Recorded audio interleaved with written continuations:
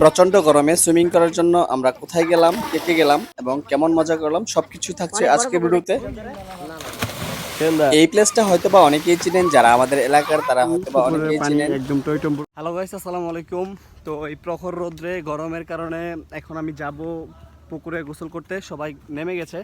ছোট ভাইরা ফোন দিয়েছিল যে ভাইয়া আসো, আমরা আজকে সুইমিং করব। তো আমাদের বাসার পাশে একটা পুকুর রয়েছে, সেই পুকুরে যাব আমরা সুইমিং করার জন্য। চলুন আমাদের সাথে যাওয়া যাক। তো আমরা কি কি মজা করব সুইমিংয়ে সব কিছু শেয়ার করার চেষ্টা করব। আমরা চলে আসছি একদম পুকুরের সামনে। তো সবাই কিন্তু দেখেন গোসল করতেছে। পানিগুলো অনেক সুন্দর, পুকুরটা ভরে গেছে পানিতে। এই আমার রাইখা রেখা অনেক অনেক মানুষ।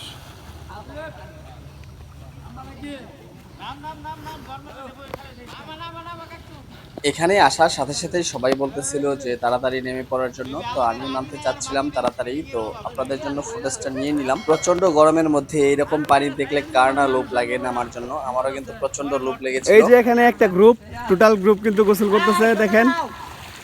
এই সুজন, এই যে দিকে মাহিত কই, মাহিত মাহিত কই, মাহিত।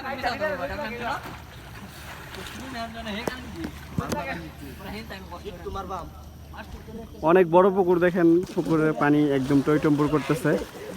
এখন আমরা এখানে নামবো, আপনাদের সাথে শেয়ার করবো। তো এটা হচ্ছে আমাদের বাসার একদম পাশে। এটার মধ্যে এর আগে একটা ভিডিও করেছিলাম আমি, সেটার মধ্যে আমি দেখিয়েছিলাম যে কিভাবে টিকিট দিয়ে মাছ ধরেছিল এই পুকুরটার মধ্যে। কিন্তু দেখেন এই কয়েকদিনের বর্ষাতে কিন্তু পানি টইটম্বুর হয়ে গেছে, পানি অনেক সুন্দর। আমাদের এইদিকে পুকুর নেই বললেই চলে। এই পুকুরটা একদম নতুন খনন করা হয়েছে গত বছর। ওই যে ওই পাশে হচ্ছে আমাদের বাসা, আর এই পাশে হচ্ছে এই পুকুরটা। আমি এখানে আসার আগেই দেখতেছিলাম যে ভাতিজা, ছোট ভাই সবাই কিন্তু অনেক মজা করতেছিল, পুকুরে গোসল করতেছিল। সবাইকে বলেছিলাম যে আমি একটা ভিডিও বানাবো, তোমরা সবাই উঠে দাঁড়াও। তো সবাই কিন্তু উঠে দাঁড়িয়ে তারপর লাফাচ্ছিল। তো এই দৃশ্যগুলো দেখে আসলে ভালো লাগার মতো এই দৃশ্য। কারণ হচ্ছে আমাদের দিকে যেহেতু পুকুরের সংখ্যা কম, সেই কারণে কিন্তু আমরা এগুলো দেখতে পাই না সচরাচর। তো এই পর্যায়ে আমি নামার জন্য ট্রাই করতেছিলাম, তখন ছোট ভাই বলতেছিল একটু ভিডিও করে দিই। তো আমি কিন্তু অবশেষে লাফ দিয়েই ফেললাম। তো অনেক ভালো লাগলো। আগেবারে কিছু কইছিলাম, এটা বুঝছি না তো। নামলাম, এখানে দেখেন যারা প্লাস হচ্ছে ছোট ভাই যারা রয়েছে তারা কিন্তু অনেক মজা করতেছিল। আমরা আজকে অনেক সময় ধরে সুইমিং করেছি, তো সুইমিং করতে কিন্তু ভালোই লেগেছে।